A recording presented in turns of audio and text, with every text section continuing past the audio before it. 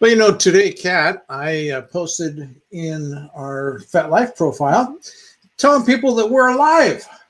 Awesome, because we are live. That's And good. so- I'm glad to know that. I told them that we're alive and that we're going to be live here tonight. And I think Excellent. that there was a few people who commented and said that they might come over and join us tonight. And so I'm Nice. excited about that. And Good. so right now we'll just kind of, spend about the next 5 to 8, 9 minutes and chat a little bit. So let people have time to come on. And then we're going to get into the topic. But do you know what the topic is tonight? I do. Because you I were don't instigated. always. You were the instigator. Yeah, you don't always. Sometimes I just pull it out. This is true. And so, how did this get instigated? We were having a conversation last night and kind of came around to some of our past relationships. And I asked you a question. Yeah, you did. And so we're not going to tell the details of that here right this moment, because we'll get into that in a couple of minutes. And I see that we've got people joining us now. Thank you for joining us. And glad you're here. Please post in the comments any questions or comments that you have as we go along. We're going to try to keep this to about a half hour, unless questions or comments take us longer. But then, I'm going to try to be doing this a little more regularly here on my YouTube channel. But then, as we're getting started here, post in the comments where you're from and let us know, say hi. And if you have a question or comment for us, then feel free to put that in. But let us know what city and state or what country you're from, because I know we have an audience that spans around the world. In fact, yeah, we do. We have one of your coaching clients is in Spain or something like Austria. that. Austria, yes. Yeah. And so, it always surprises us because we focus really the majority of what we do, we focus on the West Coast of the United States. But because it's the internet, it's amazing. It is truly worldwide. Worldwide. And so, we have people who follow us and stuff from literally all over the world. Yeah. And, they follow us here on YouTube, my YouTube channel. Yeah. You have a YouTube channel that you don't do a whole lot there with it. Yeah. But I have a very active Facebook group, and my Facebook group is over 750 women from, I think, about 20 different countries. And so literally spanning the world, east to west, north to south, literally have women from all over the country, almost every continent. So it's great. And most of what we do now really focuses on living our ethical and consensual non-monogamous life. But then we're really learning a lot. This year has been really good for us in this area. But and I came up with the term, and I coined the term an elf life. Because you see, when I met you, I said that I have a hard life. Yes. You did. I was very successful before I had met her financially and made a lot of money. At the time I met her, I wasn't in that position. But, I had a great run for 20 years and in my business and had made a lot of money. And, but, that was not an elf life. No. And it wasn't, and even from what you saw the first couple of years of our relationship, and it was stressful. Very. It was a hard life. Yes. And not fun. Not fun. Yeah. And I really, don't know that I knew how to have fun. I kind of lost that. Yeah. And so. Well, we have fun now. and she has a nickname, and that's Easy.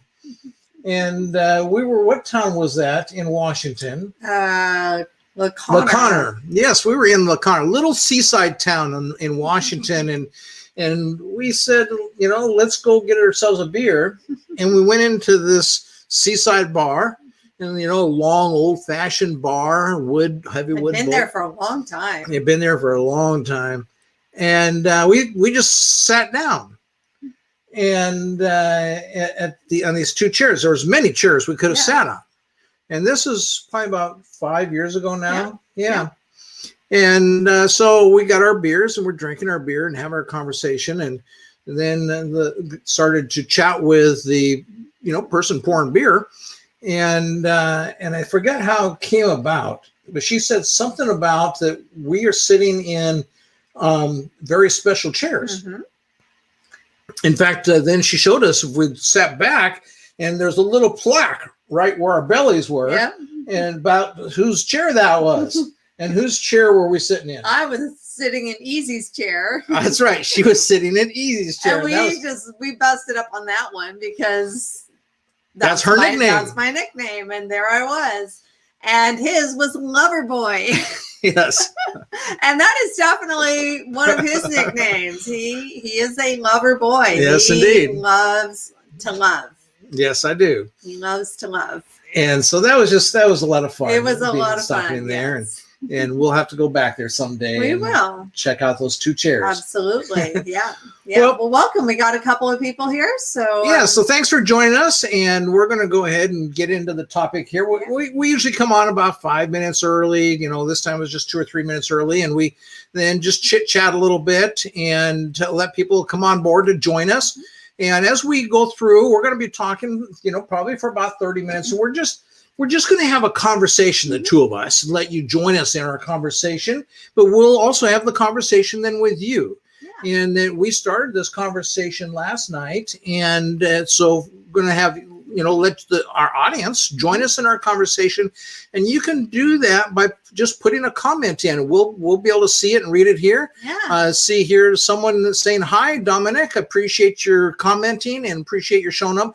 Dominic, would you mind telling us, where are you from? And we'd like to know kind of where people come from, what city and state or country if you're outside of the United States. And so then for the rest of you, feel free to comment or to ask a question, and as we go through our conversation with us, and that way you can have the conversation with us as well. Yeah. So post your questions or comments, and we'll incorporate them into the conversation. Okay, so let's go ahead and kick this off, and the subject line. Whenever I do something like this, I try to take and do it. People who do a lot of things on the internet, they know about keyword research, and there's a keyword, and it's called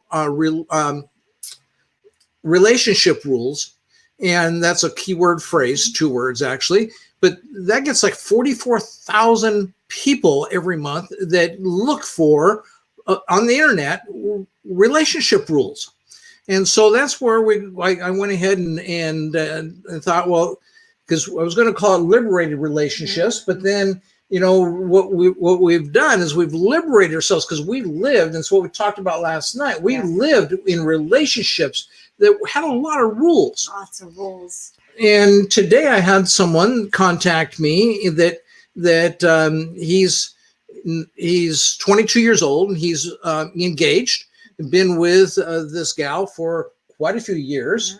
And so she doesn't know about his sexual desires and interests, because she's just plain and vanilla, and or so he thinks. Yeah, and I really I try to take a very gentle approach with people on this, and but certainly before he gets too much further in his relationship, I hope that he'll spend some time chatting with me, because it's just so important that you become authentic to who you are, and then honest and transparent about that with the people that you love and care about. And that you're going to spend your life with, or spend a portion of your life with, a significant portion of your life with. That's really, really important. And so last night we started this conversation, and you asked me a question. So why don't you go ahead and rephrase or whatever you can remember of that question, Sure. and we'll kick this conversation off. So a little background is we were having a conversation around our past relationships, and Mark had a past relationship where he was in his non-monogamous state. He was married, had a wife, and he had this other woman that he was deeply in love with. And she was deeply in love with me. She was deeply in love with Mark, but one of her highest needs was she wanted to be married. And but she likes to be able to go places and let people know, this is my husband. She's very into the social life and the feeling of what it means to be married in a monogamous society. And we had this experience where she belongs to a private club, and she stopped by the private club for a short period of time, and I was there with her, and she's introducing me to some of her friends and whatnot. And then went up to this one gal, and she introduced me. Now, fortunately, we weren't like, I didn't have my arm around her. We weren't holding hands. Oftentimes we would, but we weren't there. And so this one gal, she then looks at me after my girlfriend introduced me just as her friend. And so this gal looks at me and says, "Well, aren't you Lisa's husband?" And I go, "Yes, as a matter of fact, I am Lisa's husband." And she says, "Yes, I'm your print lady. You come in and you get all your printing done with us." And I go, "Oh my gosh." Usually my wife would take the stuff in, but every once in a while, then I go ahead and pick it up. Let's see if I can straighten this hat out. Okay. Just looked a little crooked, and I'm really not a crooked guy. Okay. But so, that's where then my girlfriend, she's about wanted to die. Because oh my God, what would have happened, and what would have been like if people found out that I was dating a married man? Yeah. So with that background information, there was a point where Mark's wife actually came to him and said, "Hey, if that means that much to you, let's get divorced, and you can marry her. Just take care of me, and we'll still have our relationship." But she can have the piece of paper. She can be the missus. She can be the missus, and I'll be the mistress. Mistress, or the girlfriend, or the other wife, just not the legal wife anymore. And because of where Mark had come from in his past, that was something he could not even consider or conceive in his mind. I just felt that would be just so disrespectful to my wife. Right. Even though she was the one bringing it up and making the suggestion. So the question I had to Mark last night was, can you imagine if you had actually taken your wife up on her offer? This is about 11 years ago, maybe 12, between 11 and 12 years ago, I'd say. So, he was at a very different place than he is today in his non-monogamous journey. And so kind of looking back at where he was at that point in time, I asked the question, what if you had taken your wife up on her offer and you had actually married this other woman? Can you imagine what your life would be like today, 10, 11, 12 years later? Where would you be? And I'll let you. and last night when she said that, I mean, I just what? I just could not imagine. Wrap his head around it. Getting married to her. I was deeply in love with her. She's a wonderful, delightful woman. And not that, if I were a single person, or if they allowed dual marriage in the US, then I could have easily wrapped my head around that. But so I didn't, and we ended up, she found someone who would marry her, and he would not accept her with a lover. She spent a month, asked him for a month before giving him an answer. And so she spent a month and making her decision, and about 2 weeks. And then she told me what her decision, because she told me right away and said that she was really, having to figure this thing out. And so then, she broke up with me, and I was heartbroken. And I spent 2 years of extremely painful pain from that heartbreak. I mean, I never knew something like that was possible. More pain than I'd ever experienced from any physical injury or anything physical that's gone on with my body. And it was just a hard time for me to go through. And it took me 3 years to get through that. And for a lot of that, though, I created that. And then I didn't want to let go of that and just move on. But so Kat was asking me, could you imagine what your life would be like today? And, to be honest with you, I just wish I didn't, hold on to all that heartbreak as long, because, I think that it's a wonderful thing when people have breakups and divorces in their relationships, because if the things just really aren't just really ideal for you, then it's an indication that maybe you need to just move on, because this is an abundant world. Yeah. But we live, even though it's an abundant world, we make it a scarcity world. Absolutely. Absolutely. And when we go into relationships and we have all these rules and we have all these limitations that say, well, you can't have this friend or that friend, or you can't do this, that, or the other because of my insecurity or my jealousy, or, you know, whatever it is, then when we have those moments of this isn't working, we still have this idea that, well, we just dig in. I got to dig in and try to make fix it work, or make it work, or suck it up or stick it out.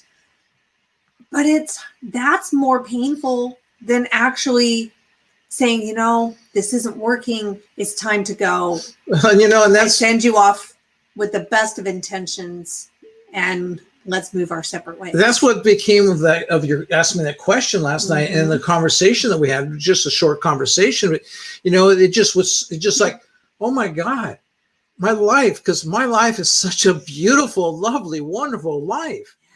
And it's nothing like what it would have been. No. If I had, you know, been able to work things out and stay with that woman in one way or another. If she had found someone to marry her that accepted her as to have a lover, then, and, you know, all these kinds of situations and scenarios.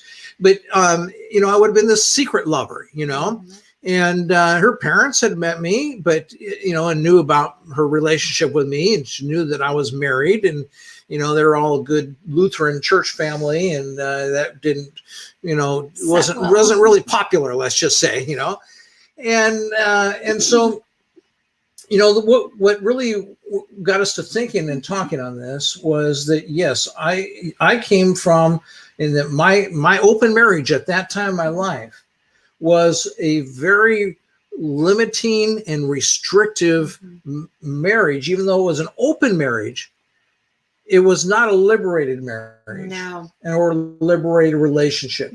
Like, and nothing that we had ever seen, or I had ever seen, until that you and I were in our relationship for about 3 to 4 years, when we started to realize how our relationship has just blossomed. Yes. And it became liberated. Yes.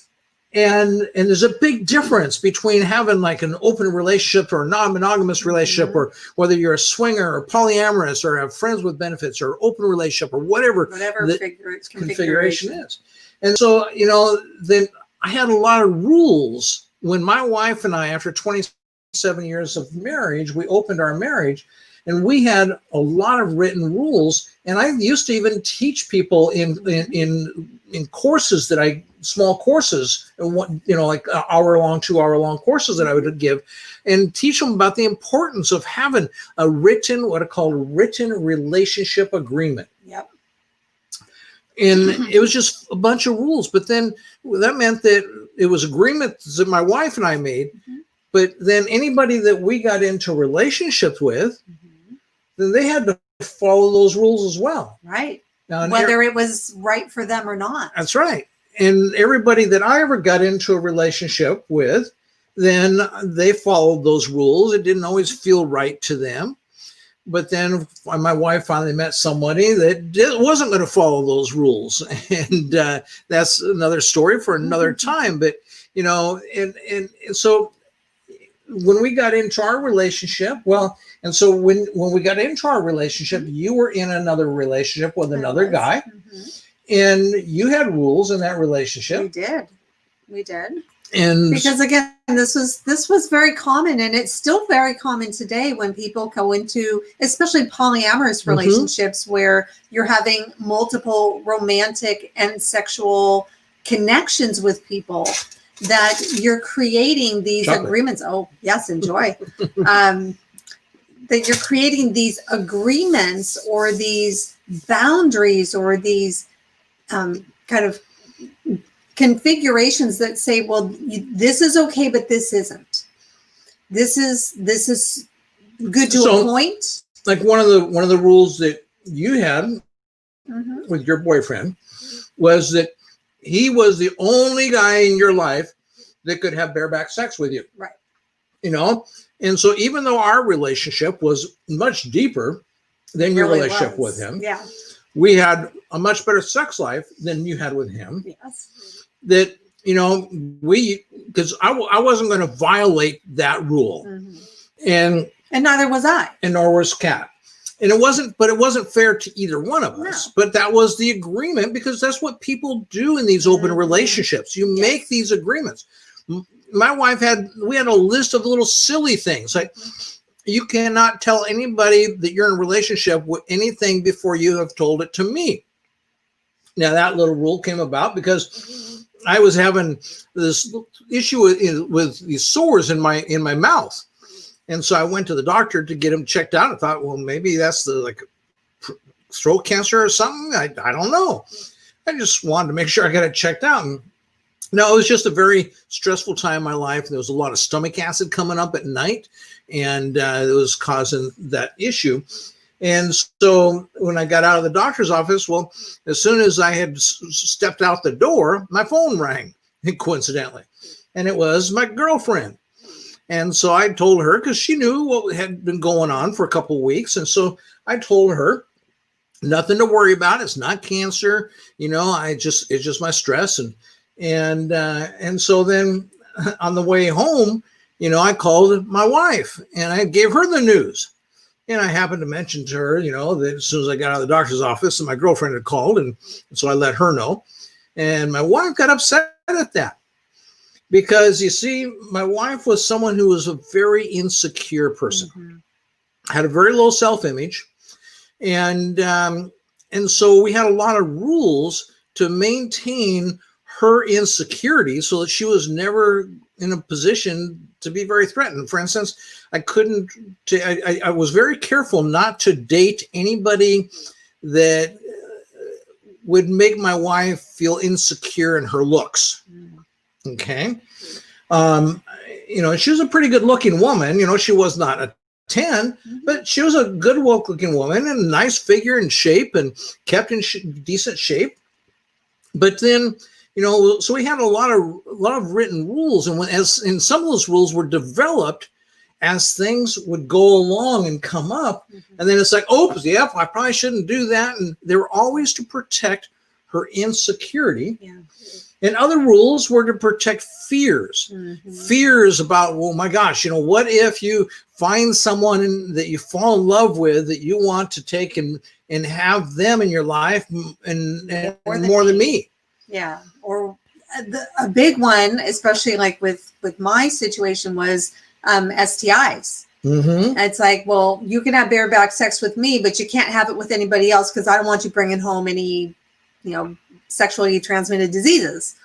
And so that's out of fear because they don't understand how we can have safe bareback sex with multiple people. You know, and that's something that Mark and I, as part of what we've created in our relationship, I would say that we have like maybe one agreement, and then we trust each other. Our sexual health. And, you know, we do trust each other. I had a conversation with someone today that lives here in Ventura. And now, because we just over the weekend, like so many other places, you know, the COVID is going, the numbers are going up through the roof. And so he kind of just said, yeah, well, I'm going to be shut down for a couple months here, you know, and you see, it's one thing to respect COVID or respect STIs and to gather some knowledge and information about these things. And when things like that come along, instead of being fearful, I mean, we have spent a lot of time jumping on and getting information and we try to stay up to date. We don't spend a lot of time now, but you know, right in the beginning, and in my background in biological defense was part of this too. But you know, so that we kind of understood it, so that we didn't have to fear it. Right. And then we had conversations about it. And then we decided, okay, well then, you know, how are we going to react and respond and how are we going to conduct our own lives and everything? Right. And so you develop a level of respect, but you don't have to live with the fear. And that's true with STIs. That's true with COVID. That's true with any other thing that you would take and have to come along in your relationship. One of the things in our relationship, because so we've been here in Ventura for four and a half years. Oh no, just a little over 4 years. 4 years. And for the first 3 years, I spent like 70% of my time in Seattle, where we moved from. Yep. And kind of taking care of things there. And I have my girlfriend, Chris, there that I've been with for a long time and care for her a lot. And so, you know, but I just had a lot to do. And so I spent like 70% of my time there. And people here that got to know me, they would say, well, but Mark, aren't you afraid that spending that much time away, that Kat's going to like find some guy that's just this really hunk of a guy and fall in love with him? And I even made a video here on YouTube because one time I came back here from being in Seattle and came back here and now I think you had told me be ahead. Yeah. But you don't know how smitten a person is until you see it. Yes. And then I could see that she was like sunk with this guy. I mean, he was 30 years old or something like that. 32, I think. Yeah. And he works out and he was just like buff. And they had a good time together. We did. But the interesting thing is that relationship faded away. Yeah. And it didn't last. And I wasn't insecure. And he wasn't insecure, but I was okay with how things progressed. We didn't have rules. We didn't have any structure. It was, we enjoyed each other. When we saw each other, we had this love connection that was really hot, really flaming, just passion and really sexy. And it burned itself out. Yeah. And those are so wonderful to be able to enjoy. I loved it. I loved it. And I have no regrets. I have no ill will feeling toward this person. They just kind of faded out of my life. Now, you know, of course, then people are, like you brought up, people are afraid of STIs. Okay. Yeah. Well, you know, and because yes, we try to do what we can to stay safe, but you know, it's like you can go out there if you're a farmer. You can go out there and you can plant the garden and put all the stuff that you need to do out there to make sure that you grow a really great crop. Yep. And as much as you do, sometimes things are just a little out of your control, and a storm can come along and wipe out a whole year's worth of crop. Sure. Or you get weeds. Lots of weeds. You know, and so like with us, you know, because we have a preference for bareback sex. We do. And we are very careful with not only our testing, but the people that we have sex with. I mean, one of your partners last year, a young man, he at one point was coming to meet me and for us to have a threesome. And so we always then talk about who you have seen and who have you been with. And when you tested last and all of that. And so then he ended up using a condom. He did. Which he hadn't done that previously, no. But he did then. We have a friend of mine that we have sex with quite regularly. Not as often with all the COVID stuff going on and what have you, but quite regularly. And so he comes over, and the 2 times ago, you know, he came over and he says, well, I'm going to be using a condom because he had sex with someone that he just wasn't sure afterwards. Some things came about and where he just wasn't sure. And so he went and got tested. Yeah. And he hadn't gotten the results back yet. That's right. So he had gotten tested before he came and saw us. Yeah. And we could have just said, well, let's not have sex. But we said that with a condom, it'd be all right. Yeah. And so then, you know, his test results came back and they were all negative. And so that's great. Yeah. But yet, we have had a positive test results in ourselves. We don't know if it was something that I got from someone or something you got from someone. And it really doesn't even matter. It doesn't matter. But it's something you don't have to fear. No. And the thing is you can catch the common cold by having sex with someone. And people don't get upset about that. You know, it's like, oh, well, I had sex with somebody and then 3 days later I had this terrible cold or flu. Well, most of the STIs, and I would say most, not all, but most of the common STIs are no different than getting the flu. And you can take care of them with antibiotics and a little rest, and you're good to go. And weeks later, and you're good. And you're fine. And this is part of the stigma that people have around STIs. Is it's people feel dirty and they feel shameful, and it really is nothing no reason for that. to fear or feel bad about. That's right. And so that's part of the liberation, is to liberate. Think about the things that you want to liberate yourself from. And so we live a liberated life, and you become educated and you have respect for things like COVID, what have you. Sure. But that doesn't mean that, you know, I'm totally isolated from the possibility that I could come down and get COVID, you know?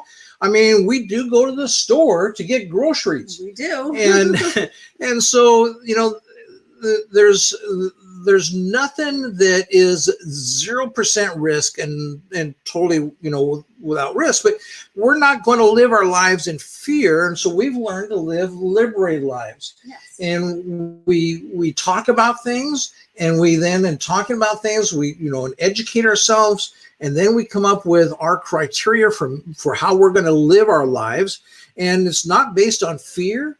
It's not based on insecurity. It's not based upon, well, what if? Exactly. You know, it is based upon living a life that is confident, liberated, fun, and free. In fact, we call it an ELF life, and this would be a good time to make sure we tell about our ELF coaching session that's coming up. And then we call this an ELF life. We mentioned that at the beginning here tonight, and that's easy, liberated, and fun. And because that's the way life should be, right? Absolutely. Easy, liberated, and fun. Yes. That's the way to live life. And so, you know, there's so many people that just don't identify with that because they're just going through life. And yet when we started to really realize that that's the life that we created, was an easy and liberated and a fun life. And we created that life because that's what we set out to want to do. Because as I mentioned at the beginning of the conversation, I said to you years ago when we first got together that, you know, it's not a lot of fun and it's not easy. It's hard. We didn't even think about liberation, you know. I mean, we weren't there yet because everybody's conforming to what everybody else is doing, and that conformity is the total opposite of liberation. Absolutely. And so we just started asking ourselves, you know, what do we want to be liberated from? And some of it starts internally with us, you know, our own insecurities. Because sure enough, when we moved here, I had a gal in Seattle that was a young, sexy, beautiful young woman that I was courting and hoping that a relationship would start. And you had met her, and she liked you, you liked her. But yet, knowing how young and pretty she was, when I moved you here in the moving truck, and a month later I went back to Seattle, flew back to Seattle. You had some feelings you had to deal with. I absolutely did. But they were things that I needed to deal with. I didn't even know it for a couple of years later. She told me. I didn't make them his problem. They were not about him, and they were not about her. It was about me. That's right. And I had to figure out how to deal with it internally without making it his problem or his issue, and without making it her issue. And I did. I worked through it, and I figured it out. And it really was like 2 years later where I mentioned something. Nothing ever materialized with them, but something came up about her at one point, and so I mentioned what I had gone through, and he had no idea. And that's part of the liberation. You know, and people are always so afraid of the what ifs, you know, on my relationship. My gosh, you know, my wife and I, before I met you, my wife and I had been together for 33 years. And, you know, so like, what if? Well, she met finally a man who just made her life light up. And so she told me that she was going to divorce me. And I was because I love her and I was happy for her. And that just meant that I was going to have to move on with my life. And I was totally capable of doing that. And yes, we had to separate finances and properties and businesses and a lot of stuff to go on there, which wasn't easy. In fact, is that she died 6 months after the divorce. And that meant that a lot of stuff that were left undone got put back on me. But anyway, that's another story. And so, it's like if while I'm in Seattle, some guy that, whether it be an old guy, a young guy, because you like old guys too, as it turns out. And so whether it be an old guy and a young guy or whatever, somebody your age or a woman for that matter, just comes and convinces you to be a lesbian because you're bi. I am. And so some woman convinces you that she's the best that you could ever have in your life, but you can still have other people, just that can't be men. You have to have women. And so you just think, oh my gosh, yes, she's the woman I have been wanting. And so that you end up telling me that our relationship is over, and sure, I'm going to have some sadness for that, but I'm going to have that sadness with happiness because I know that she's going to be so happy. And leave the door open that, hey, 3, 4 years or 2 years or 6 months from now, if it doesn't work out, come back and if, things are still, I don't have any closed doors in my life, then we can always get together. Or maybe once a year on our anniversary, we ought to get together just to have sex, just and catch up, once a year. So that you can break up and end things in a wonderful way without having to be really nasty and stuff like that. Yeah, very true. So we want to just throw it out to you, since we have a few people in our audience. If you have any questions for us or comments, or you want to share something about your relationship rules or your relationship experience, we'd love for you to be in the chat box. And so while we give them a minute to do that, so let's, engage with us. And while we give them a minute to do that, we have over the last 3-4 years, we have been collecting data and material and stuff that we've been training. And on November 27th, that is the Friday right after Thanksgiving, we are going to do 2 live coaching sessions, live trainings, where we are going to be helping people to understand no more. And specifically, we're going to go, so we got a lot of material to cover. And so, we're putting together all of our notes. So we're going to go point by point and just boom, boom, boom, right through the stuff. Not like tonight, it's just kind of freestyle. But we're going to talk about how you can live and have an elf life, because so many people don't understand that. When you think about having an easy life, really, what does that mean? And then having a liberated life, and I mean that a life where you don't have to live by fears and insecurities and rules, and how do you even do that? And then to have more fun, you see, because now that we live an elf life, then that's what we put our targets on, is that we want to have more fun. We want to have more liberation. And so I'm constantly looking for things in my life that, okay, I'm not really as liberated there as I want to be. And so I'm going to take and work to set myself free in that area. And then having an easy life, and that's something that I love the work that I do. But we would like to have a little more balance and not even balance. I'd like to have a whole lot more fun and a little less work, because right now it's got a little bit of fun, but a whole lot of work. And so that's okay right now. And that's okay right now, but we know where we're going with that. And I really love working. And that's part of the reframing is we don't work. We play. And we have fun and we create.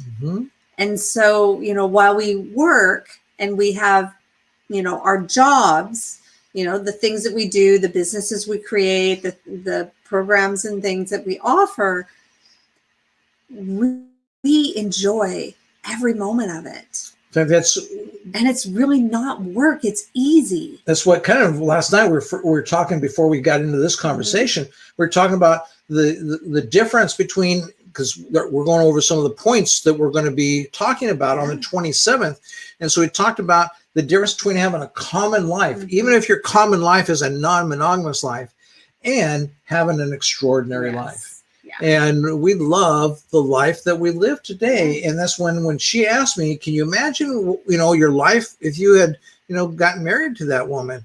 And it's just like, oh my gosh, I could not even, because I know my life would not be anything close to as wonderful as it is today. And I just love the life I have today. Absolutely. And that doesn't mean I love the life so much because I'm with her or with my other partner, Chris, or with any of my other girlfriends, and having great sex, but it has nothing to do with any of that. It has to do with the person that I have become. Absolutely. And that's what we want to help you to understand on the 27th. So we're going to do these 2 live events, and make sure that you are subscribed to our newsletter. And so you can, down there in the description box, there is a newsletter, a link for our newsletter for Non-Monogamous Lifestyles Association. And if you go ahead and get subscribed, you should have got a newsletter today. So if you're not so sure, if you don't know if you are subscribed or not, you would have gotten a newsletter this afternoon about this event tonight, this little live conversation. And so if you didn't get one of those, then subscribe to that newsletter, because I worked on today and I'll be working on the next couple of days on the website so that you can go and register for this free training that we're giving. And when you register one time, you'll get a notification, a link that'll get you into one session or both sessions. You can decide what you want. And you can have one session with us, or you can have both sessions with us. And so they'll run 90 minutes to 2 hours on the sessions, because again, we're going to make sure we want to be able to answer people's questions and things like that. But then, so we're going to do the first one will be 9 o'clock in the morning, Pacific Coast time. And then the other one is 2 o'clock 2 p.m. at Pacific Coast time. And so, that way, even if you can't make it day after Thanksgiving, you got other things going on. And I hope that you're not going to be out shopping, please. Okay. But, whatever you would have going on, then if you register, we will send you a link after the webinars where you can then watch the recording and get all that information from us. And we'll probably record both and send out links for both of them to the people who register. And so that way, because I imagine there'll be a little different between the two. And so you can, either take and throw a dart and decide that's the one I want to watch for the next, 100 minutes, or no, I certainly don't want to watch both of them. Or, well, I can have one going on in the background, and that way, if they get into something that sounds really different, I can go ahead and tune into it then. However you want to do it. But you want to get registered. And so the way to make sure that you do that is by subscribing to my email list. And there's a link for that down there in the description box. And if you haven't subscribed to the channel yet, then feel free to subscribe to the channel. Well, I'm going to be, particularly as we come into this next year, going to be doing a lot more on my YouTube channel. I'm also creating another channel as well. And that channel is for people who want to live a life that is easy, liberated, and fun financially, and by creating an online income. And I've got some great things that are going on with us, and because of COVID, that I've had to shift gears, and it's been a wonderful experience. And I'm shooting right now to be making $20,000 a month. And now, before you go thinking that's a lot of money, that used to be my slow month. Years ago, I made $20,000 to $50,000 a month, 75 on a good month. But and that's not great money. I mean, I thought that was pretty good until we were at a party a couple years ago, and a guy that I sat next to and talked to, he had that year taken a pay cut and gone to work in a job for $500,000 a month. A month. And a month, $500,000 a month, And that was a pay cut. That was a pay cut. and in the reality, he was making $1 million a month before in his business, and he just turned all that over to his wife because he and his wife both worked in their business, and he just turned it all over to his wife so that he could go have this job, which for him is running teams of people. It's like this, because working with people that are very top of their field, and he just got really excited about that and couldn't pass up the opportunity, because I mean he's my age and a little younger than I am, a little younger than I am, about 10 years younger. But yeah, he making a lot of money, but he wanted to work with the best people in the world. Yeah, and so that's what he's doing now. And I've been watching the stock of the company that he's working with. I won't mention who it is or anything, but the company, since he got involved 5 years ago, the company's stock has gone up almost 400%. And it was trading under $30 a share. And I know now it's somewhere between $300 and $400 a share. Amazing. And it's because of the work that he does. But let's wrap up. Yep. So anything you want to then finish up with? I would just say that if you're in a relationship or you're going into a relationship, to really rethink what it means to have relationship rules and why do you need to have them. And to join us on November 27th at 9 a.m. or 2 p.m. and we can help you shift to having that easy, liberated, fun life. And I want to throw out one final tip, though. Yeah, go for it. And because I pull this one on her quite often, and not as often as I used to, but that is when something seems to be resisting or limiting or restricting in your life, then sit back and ask yourself, where is the opportunity in this for me? If you'll ask yourself where the opportunity is, instead of saying, oh my gosh, I've got to, retreat, or you start to justify and defend, which is what you had been doing for a long time, is justifying and defending things. Instead, and by me asking the question, where's the opportunity for you in this? Then you sit and you think and you realize, oh yeah, there is an opportunity here for me. And you start to make shifts in your life. So that's the tip that I'm going to leave you with tonight. Thank you for joining us. There's still several of you on here. I'll stay here for just like 2 more minutes and see if you put anything in comment. I'm not going to be talking, but just to make sure that if you have a comment that I address that. Otherwise, in 2 minutes from now, I'm going to go ahead and shut it down. And thank you for being with us here tonight. We'll see you again soon. Eat my chocolate now. There you go. Oh, and we have Kitty. Kitty's meowing. Kitty's saying, oh, I want some attention. How are you? How are you?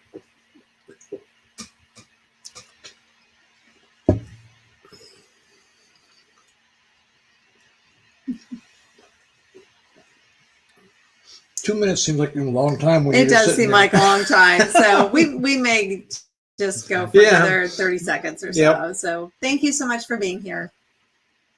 We'll see you soon.